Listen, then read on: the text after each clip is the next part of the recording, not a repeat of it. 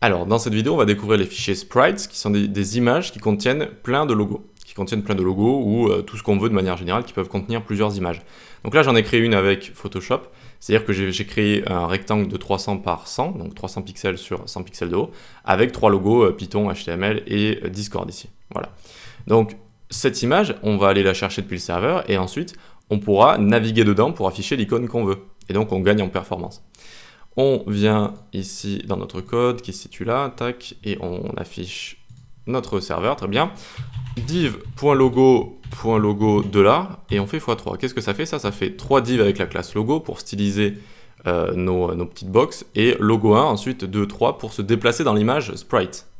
Cette image, elle est dans ressources ici, et vous pouvez la voir en description si vous voulez, sinon vous pouvez juste regarder la vidéo.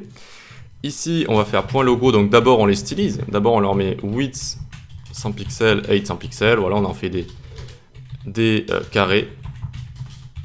Tac. Ensuite, on va mettre un margin 5 pixels pour les séparer légèrement. Et on va leur mettre un background URL, notre fichier sprite, hein, qui est tout simplement une image avec des images à l'intérieur, qui sont découpées si vous voulez. Ok. Donc là, on commence à avoir notre première image, c'est normal. Hop, on a ici notre Python. Là. Alors c'est normal si c'est pas de très bonne qualité ici, sachant qu'on a envie d'utiliser les icônes en général en plus petit que ça. D'accord. Et puis là, sur le site, ça rend très bien comme ça. Donc on a Python qui est juste ici, super. On a envie d'afficher maintenant HTML et Discord sur les deux suivants. Comment on va faire? On va venir ici. Et donc là, logo 1, c'est comme si on avait mis background position. Alors, normalement ça fonctionne bg pose 0, 0, donc 0 sur x, 0 sur y. On est en début de photo, d'accord? Donc on est sur 0 sur x, 0 sur y. Maintenant, on a envie de se déplacer à la seconde photo. Comment on va faire? Background position, on va mettre moins 100 pixels. On va tirer l'image de 100 pixels. De gauche à droite, et donc pour le logo 2 ici, ou plutôt de droite à gauche, on va faire glisser, hop, de moins 100 pixels, on fait glisser l'image de moins 100 pixels, donc vous l'aurez deviné, on arrive sur notre index HTML ici, notre logo HTML. C'est-à-dire qu'on a envie de faire glisser l'image, mais vers la gauche, d'accord?